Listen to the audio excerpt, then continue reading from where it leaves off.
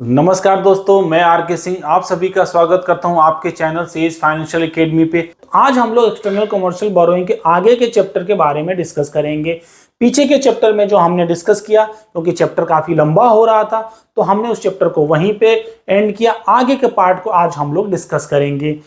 अगर आपको ये वीडियो पसंद आ रहा है तो प्लीज लाइक करते रहिए। चलिए स्टार्ट करते हैं हम लोग आगे का टॉपिक।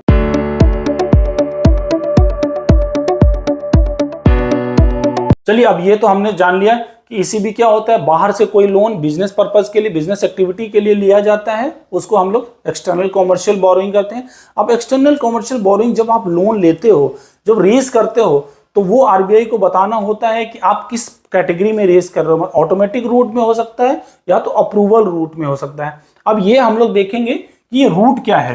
रूट मतलब क्या आपको अलाउड है, मतलब जो भी पर्पस है आपका या जो भी एंटिटी है वो ऑलरेडी एलिजिबल है, या अमाउंट आपका है, जो टेनर आपके हैं, वो जो यूजेस हैं, जो पर्पस हैं, वो अलाउड है कि नहीं। अगर अलाउड है तो वो आप ऑटोमेटिक पर्पस में, ऑटोमेटिक रूट में रेज करोगे। जैसे हम लोग अगर बात करें ऑटोमेटिक रूट में, तो एलिजिबल बोरोवर होना चाहिए, एलिजिबल लेंडर होना चाहिए, अमाउंट जो है वो सीलिंग के अंदर आने चाहिए, all in cost under ceiling में आनी चाहिए, या पर्पस एंड यूज भी उसका स्पेसिफिक होना चाहिए जो मेंशन है आरबीआई के ईसीबी डायरेक्शन में। तो ये सारी चीजें अगर मैच करती हैं वो सारे डायरेक्शन में जो आरबीआई में मेंशन करे हुए हैं, तो इसका मतलब आप ऑटोमेटिक रूट में अप्लाई कर सकते हो। अगर ये सारी चीजें कोई ब्रीच कर रही हैं, हम लोग अभी सारे रूल्स एंड रेगुलेशन समझेंगे, तो उन सारी चीजों को अगर ब्रीच कर रही हैं तब आप ऑटोमेटिक रूट में अप्लाई नहीं कर सकते। उन सब के अलावा जो भी अगर एलिजिबिलिटी है, अगर कहीं ना कहीं ब्रीच हो रही है, तब आपको अप्रूवल रूट में अप्लाई करना होगा।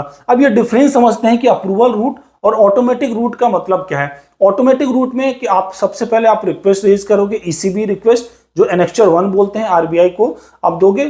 आपको ये बताना होगा कि इस पार्टी से किस पर्पस के लिए, किस अमाउंट के लिए, आपकी सीलिंग क्या है, सारी डिटेल्स बतानी होंगी। उसके बाद आपको सबमिट करना होगा अपने ऑथराइज्ड बैंक को। ऑथराइज्ड डीलर बैंक होगा जो कैटेगरी 1 में आता है, वो आरबीआई को सबमिट करेगा, और जिसके बाद आपको एलआरएन नंबर, लोन रजिस्ट्रेशन नंबर आपको मिलेगा। जब एलआरएन नंबर आएगा तभी जाके आप ईसीबी रेज कर सकते हो, आप ड्रॉ डाउन ले सकते हो। अगर एलआरएन नंबर जब तक नहीं आया तब तक आप ईसीबी रेज नहीं कर सकते। अब यहाँ पे बात करते हैं ऐसा पर्पस जो कहीं ना कहीं जो मेंशन किया हुआ, जो सीलिंग रखी हुई आरबीआई ने, उसको ब्रीच कर रहा है। ये वो पर्पस जो कहीं ना आरबीआई ने मेंशन नहीं किया हुआ है, वो सेक्टर जो आरबीआई ने मेंशन नहीं किया हुआ है, अगर वो रेज कर रहा है, वो स्पेसिफिक पर्पस के लिए रेज कर रहा है, तो उसके पहले, रेज करने से पहले आपको आरबीआई से परमिशन लेना होगा। तो वो जो परमिशन, जो वो अप्रूवल लेते हो, उसी को हम लोग बोलते हैं अप्रूवल रूट। तो ये क्लियर हो गया, ईसीबी 2 रूट में रेज किया जा सकता है, एक ऑटोमेटिक रूट और एक अप्रूवल रूट में। अब चैप्टर, अब धीरे धीरे अभी आपको चैप्टर डीप होता जाएगा, आप लोग केयरफुली सुनते रहिए ईसीबी के बारे में। तो अब हम लोग समझेंगे फॉर्म्स ऑफ ईसीबी, मतलब वो कौन सी बोरोइंग है जो ईसीबी की कैटेगरी में, एक्सटर्नल कमर्शियल बोरोइंग की कैटेगरी में आती है। अब हम लोग क्विकली समझेंगे। तो सबसे पहले ये जानना जरूरी है कि ईसीबी जो है वो फॉरेन करेंसी में भी हो सकता है और रुपीज करेंसी में भी हो सकता है, जो हमने पहले डिस्कस किया। मतलब ये जरूरी नहीं है कि ईसीबी जो है वो केवल फॉरेन करेंसी में भी हो। ईसीबी जो है वो आईएनआर में भी हो सकता है। तो एलिजिबिलिटी जो है, वो कौन कौन से लोन है जो ईसीबी की कैटेगरी में आते हैं, वो कौन कौन सी बोरोइंग है जो ईसीबी की कैटेगरी में आते हैं, इसके थ्रू हम लोग समझते हैं। तो सबसे पहले समझते हैं लोन इंक्लूडिंग बैंक लोन। मतलब कोई भी लोन, चाहे वो बैंक लोन है, अगर वो फॉरेन से लिया जाता है तो वो ईसीबी की कैटेगरी में काउंट किया जाएगा। अगर हम वो आईएनआर की बात करें, उसमें भी सेम है, लोन इंक्लूडिंग बैंक लोन जो है वो ईसीबी की कैटेगरी में लिया जाएगा। यहाँ पे बस जब डिफरेंस क्या है, वो जो लोन होगा, वो जो ईसीबी होगा, वो रुपए में होगा, आईएनआर में लिया जाएगा। ठीक है। अगर दूसरे पॉइंट की बात करें, floating, fix rate notes, bond, debenture, मतलब प्रोमिसरी नोट्स, जैसे नोट्स इशू करता है कोई एंटिटी, या बॉन्ड इशू कर रहा है, या डिवेंचर इशू कर रहा है, कौन सी, other than fully and compulsory convertible instrument. तो वो नहीं जो फुली या कंपल्सरी कन्वर्टिबल हो इक्विटी में, अदर देन दैट जितने भी आप प्रोमिसरी नोट्स, डिवेंचर या बॉन्ड इशू करते हो स्पेसिफिक रेट ऑफ इंटरेस्ट के साथ लॉन्ग टर्म के लिए, तो वो सारे जो हैं वो एक्सटर्नल कमर्शियल बोरोइंग में आएंगे। ये सारा, इसमें स्पेसिफिक ये ध्यान देने की बात है कि लॉन्ग टर्म के लिए है, वो फॉरेन कंट्री से रेज किए जाते हैं। सिमिलरली इसमें भी वही floating, fixed rate notes, bond जो हो गया, डिवेंचर हो गया, preferential shares other than fully and compulsory convertible, मतलब जो भी फुली एंड कंपल्सरी कन्वर्टिबल अगर कोई बॉन्ड्स दे रहे हो जो इक्विटी में कन्वर्ट हो जाएगा, उसको छोड़ के बाकी सारे जो बॉन्ड्स स्पेसिफिक पर्पज के लिए, लोन स्पेसिफिक पर्पज के लिए इशू करे गए हैं, तो वो सब ईसीबी में आते हैं। ठीक है, अदर पॉइंट की बात करें, ट्रेड क्रेडिट बियॉन्ड 3 इयर्स या फाइनेंशियल लीज। ट्रेड क्रेडिट मतलब जैसे मान लीजिए अगर आपने कोई मशीनरी खरीदनी है और मशीनरी खरीदने के लिए जो पे करा है वो उसकी पेमेंट जो है, उसकी पेमेंट के लिए आपने फॉरेन मार्केट से लोन लिया है। अब जो लोन लिया है अगर वो 3 साल के अंदर है तो वो ट्रेड क्रेडिट में ही रहेगा, ईसीबी में काउंट नहीं किया जाएगा। बट अगर वो उसकी मैच्योरिटी 3 साल या उसके बाद की है तो वो ईसीबी में काउंट किया जाएगा। सिमिलरली फाइनेंशियल लीज पे अगर कोई लीज दिया है, कोई मशीनरी अगर आपको सप्लायर ने लीज पे दिया हुआ है और वो जो लीज उसकी मैच्योरिटी 3 साल या उसके बाद की है तो वो ईसीबी में आएगा। अगर 3 साल के लिए अंदर है तो वो नहीं आएगा, वो सप्लायर्स क्रेडिट, नॉर्मल क्रेडिट में, ट्रेड क्रेडिट में वो आएगा। ये ध्यान देने की बात है, अगर कोई सप्लायर ने भी अगर आपको क्रेडिट दिया है और वो क्रेडिट 3 साल या उससे ज्यादा की पेमेंट के बाद है तो वो ईसीबी में काउंट किया जाएगा। यहाँ पे भी सिमिलरली वही ट्रेड क्रेडिट बियॉन्ड 3 इयर्स जो होगा वो आपका ईसीबी में काउंट किया जाएगा।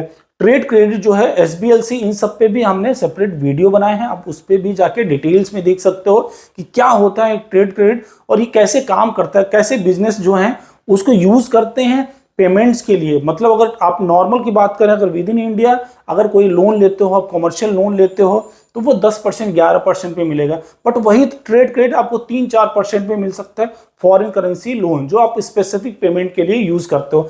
यहाँ पे ध्यान देने की बात ये, जो ट्रेड क्रेडिट होता है वो स्पेसिफिक इंपोर्ट ऑब्लिगेशंस को ही पूरा करने के लिए होता है, स्पेसिफिक ऑर्डर के लिए ही लोन मिलता है। ये नहीं है कि आपने लोन ले लिया और बिजनेस एक्टिविटी में यूज कर रहे हो, वो लोन ऑब्लिगेशंस को ही पे करने के लिए होता है। जैसे आपने मशीनरी खरीदी, उसको पेमेंट के लिए आप देखोगे और जब भी उस पेमेंट के लिए आप बायर्स क्रेडिट ले सकते हो, ट्रेड क्रेडिट ले सकते हो, उसको पे कर सकते हो। ठीक है, अब अगली बात करें एफसीसीबीज और FCEBs for foreign currency convertible bonds. Foreign currency convertible bonds और फॉरेन करेंसी एक्सचेंजेबल बॉन्ड्स, ये क्या है इसको हम लोग भी समझते हैं। फॉरेन करेंसी कन्वर्टिबल बॉन्ड्स, जैसे कोई इंडियन एंटिटी है, अगर वो दूसरी कंट्री में दूसरी एक्सचेंज में रजिस्टर्ड है और वो जो वहां पे जो कंट्री उसकी ब्रांच जो रजिस्टर्ड है वहां पे एक्सचेंज पे अगर कोई इशू करती है, बॉन्ड इशू करती है, तो वो फॉरेन करेंसी कन्वर्टिबल बॉन्ड जो अगर इशू करती है, जैसे कोई बॉन्ड इशू किया स्पेसिफिक पीरियड के लिए, 5 साल के लिए, 10 साल के लिए, और अगर वो बॉन्ड जो है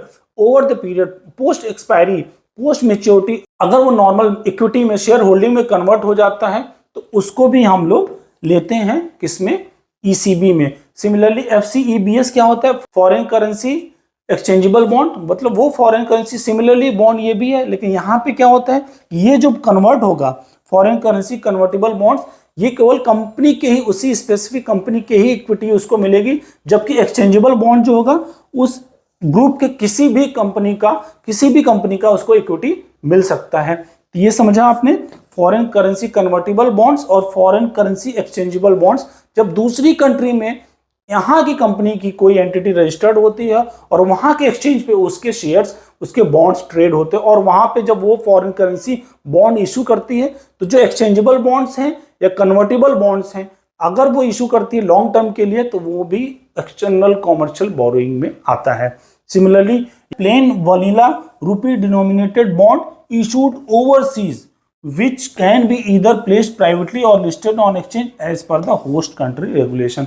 मतलब ये प्लेन वनीला रुपी डिनोमिनेटेड बॉन्ड होगा, वहां पे वो बॉन्ड इशू करेगा वहां के एक्सचेंज पे, और वहां का जो रूल्स रेगुलेशन के अकॉर्डिंगली अगर इशू करता है तो वो भी जो लॉन्ग टर्म के लिए बॉन्ड इशू होगा वो भी आएगा किसमें, ईसीबी में आएगा। तो ये क्लियर हो गया आपको फॉरेन करेंसी डिनोमिनेशन में और आईएनआर डिनोमिनेशन में कौन कौन से लोन या कौन कौन से बोरोइंग जो ईसीबी में काउंट किए जाते हैं। इनके अलावा कोई भी चीज जो होगा वो ईसीबी में काउंट नहीं किया जाएगा। ठीक है, तो अभी हमने बात किया एक्सटर्नल कॉमर्शियल बोरोइंग के बारे में, तो हमें ये जानना जरूरी कि कोई क्यों दूसरी कंट्री में जाके एक्सटर्नल कॉमर्शियल बोरोइंग ईसीबी क्यों रेज करेगा, क्यों दूसरी कंट्री से लोन लेना पसंद करेगा, इसके बेनिफिट्स को भी जानना बहुत जरूरी है। तो अगर हम बात करें इसकी ईसीबी के बेनिफिट्स के बारे में, तो सबसे पहला बेनिफिट ये होता है कि ये जो लोन होता है लॉन्ग टर्म के लिए होता है, ये 5-10 साल के लिए मिनिमम मैच्योरिटी एवरेज पीरियड जो होता है वो इसका 5-10 साल का होता है। तो मतलब जब भी आप लोन लोगे तो लॉन्ग टर्म के लिए आपको लोन मिलेगा, ये नहीं कि आपको स्पेसिफिक 1 साल या 2 साल में ही पे करने की बात होगी। ठीक है, दूसरा क्या होगा, ये अमाउंट काफी बड़ा होगा, मतलब आप छोटे अमाउंट के लिए रेज नहीं करोगे, आपके लिए बड़ा अमाउंट होगा 20, 50, 100 मिलियन डॉलर के लिए। तो ये कहीं ना कहीं बड़ा अमाउंट होगा जो उसको काफी बड़े कैपिटल की रिक्वायरमेंट पूरी करेगा। तीसरा क्या होगा, बेस्ट इंटरेस्ट रेट, मतलब अगर विद इन कंट्री आप कोई लोन रेज करते हो, लोन लेते हो, तो आपको काफी महंगा 10-11% का पड़ेगा, जबकि यही अगर आप रेज करते हो दूसरी कंट्री से तो आपको काफी चीपेस्ट पड़ेगा, 5-6-7% पड़ेगा। हम लोग इसको भी डिटेल में डिस्कस करेंगे। तो ये बेनिफिट की बात करेंगे नॉर्मल, तो ये रेट ऑफ इंटरेस्ट काफी कम्पिटिटिव होगा जो आपके लिए बहुत बड़ा इंपैक्ट कर सकता है। और नेक्स्ट पॉइंट की बात करें तो फॉरेक्स, आपको फॉरेन एक्सचेंज को मनी भी अर्न होती है, आप अर्न करते हो दूसरी कंट्री से रेज करते हो ईसीबी, जो आपको कहीं ना कहीं पेमेंट के लिए, फॉरेन एक्सचेंज की पेमेंट के लिए हेल्पफुल होता है। ठीक है, अदर पॉइंट की बात करें, ECB can be converted into equity. जैसे अगर हम बात करें नॉर्मल अगर लोन लेते हो तो आपको उसको पेमेंट करना पड़ेगा, जबकि ईसीबी अगर आप रेज करते हो तो उसको ओवर द पीरियड आपको इक्विटी में भी कन्वर्ट कर सकते हो। आप लोन नहीं दे रहे हो तो आपको शेयर होल्डिंग में, आपको उसको उतना शेयर ऑफर कर सकते हो, उतना पार्ट ऑफर कर सकते हो अपनी कंपनी में, शेयर होल्डिंग इक्विटी ऑफर करके तो आप उसको कन्वर्ट कर सकते हो ईसीबी से इक्विटी में। तो ये भी फैसिलिटी होती है, ये भी बेनिफिट होता है। तो होप आपको ये समझ में आएगा, ईसीबी के जो मेन कोर बेनिफिट हैं वो ये सारे हैं। तो ईसीबी का ये टॉपिक काफी लेंदी हो रहा है, तो हम लोग नेक्स्ट पार्ट में बचे हुए पार्ट को डिस्कस करेंगे। अगर आपको ये वीडियो पसंद आ रहा हो तो प्लीज लाइक करते रहिए और सब्सक्राइब करते रहिए, और साथ ही साथ और लोगों को शेयर करिए जो फॉरेन एक्सचेंज से रिलेटेड नॉलेज इनहेंस करना चाहते हैं, जो ईसीबी से रिलेटेड उसकी क्रिटिकलिटी को समझना चाहते हैं, तो शेयर करते रहिए और साथ ही साथ कमेंट करके बताते रहिए। Thank you everyone.